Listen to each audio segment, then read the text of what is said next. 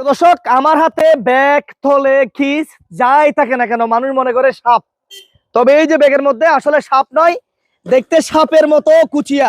অনেক কষ্ট করে হাতে ধরে রেখেছি। ওই যে বাইরে চলে যাচ্ছে, ওনারা দুজন এখানে চাই বসিয়ে প্রায় বলতে গেলে 5 থেকে 6 কেজি মতো তারা কুচিয়া ধরছে।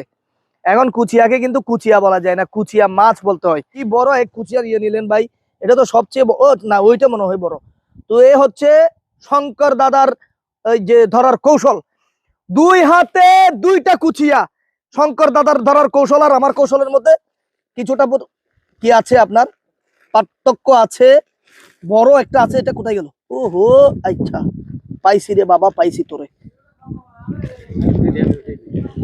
তো যাই হোক, এই তো কুচিয়া, এটা বড় কুচিয়া। দেখি কাছে আসেন, কত করে বিক্রি করেন বলছেন যে? 200 টাকা, 300 টাকা। কোথায় কোথায়, কোন কোন বাজার? ওই যে পাহাড়ি বাজার। ঢাকা পাঠিয়ে দেন চাইগুলো সিলেট থেকে। আপনি হচ্ছেন আপনার এই বরিশাল থেকে।